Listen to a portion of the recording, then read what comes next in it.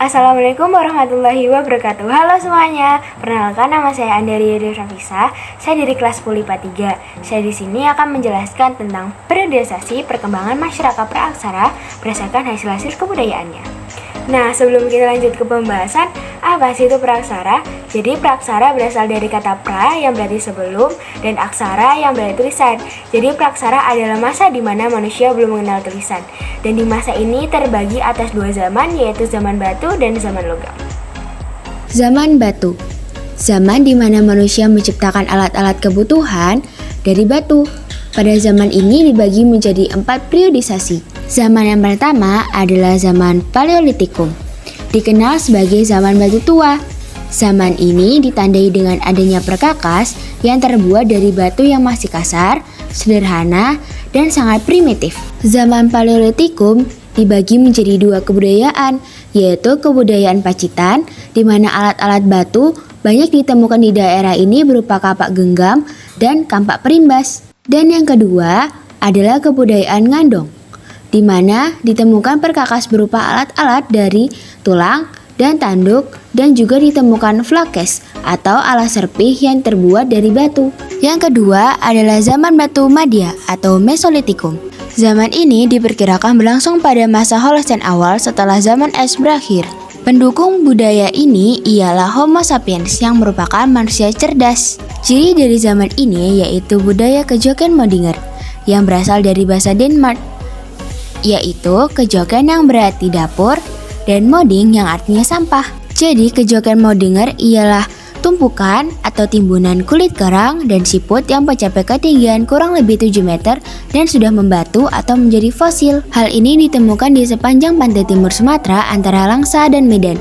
Ditemukan juga kampak genggam Pabel atau kampak Sumatera. Yang kedua adalah budaya Abyss South Roch, adalah goa-goa yang dijadikan sebagai tempat tinggal manusia purba pada masa zaman Mesolitikum, yang berfungsi untuk menjadikan tempat berlindung dari cuaca dan binatang buas. Yang ketiga ialah zaman batu Buddha atau zaman Neolitikum. Zaman ini merupakan perkembangan zaman dari kebudayaan batu Madya. Alat-alat yang terbuat dari batu telah mereka hasilkan lebih sempurna dan lebih halus sesuai dengan fungsinya. Hasil dari kebudayaan utama dari masa ini adalah kampak persegi, kampak batu kalkedo, kapak lonjong.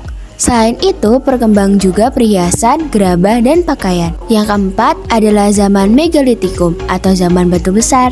Kebudayaan Megalitikum merupakan zaman di mana alat yang dihasilkan berupa bangunan besar. Pada umumnya diperuntukkan bagi tempat beribadah pada arwah nenek moyang dalam sistem kepercayaan, dinamisme, dan animisme. Beberapa hasil kebudayaan zaman Megalitikum antara lain menhir, dolmen, punden berunda-unda, kuber peti batu, waruga, dan masih banyak lagi. Yang kedua, zaman logam atau zaman perundagian. Secara harfiah, perundagian berasal dari kata undagi yang berarti seseorang yang ahli dalam melakukan pekerjaan tertentu. Hasil budaya pada zaman logam diperoleh dari pengaruh budaya Dongson di Vietnam. Alat-alat yang sudah dibuat biasanya digunakan untuk memenuhi kebutuhan sehari-hari, baik untuk bertani, berburu, ataupun untuk melakukan upacara tertentu. Di Indonesia sendiri, zaman logam dibagi menjadi 2, yaitu zaman perunggu dan zaman besi. Zaman perunggu. Perunggu adalah jenis logam yang berasal dari campuran tembaga dan timah putih. Pada zaman ini, masyarakat dapat menciptakan 2 macam benda seperti benda untuk kepentingan upacara keagamaan dan untuk keperluan sehari-hari. Adapun hasil kebudayaan pada zaman ini antara lain nekara perunggu, kapak corong atau kapak sepatu, dan bencana perunggu. Zaman besi.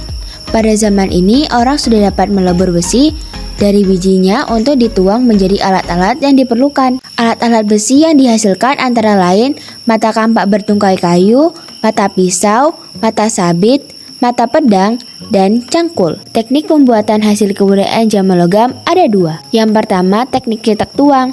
Teknik ini hanya dapat menggunakan cetakan modelnya sekali saja. Yang kedua, ada teknik 2 setangkup.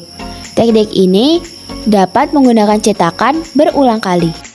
Terima kasih banyak sudah menonton video ini sampai akhir. Kurang lebihnya saya mohon maaf. Wassalamualaikum warahmatullahi wabarakatuh. Sampai jumpa.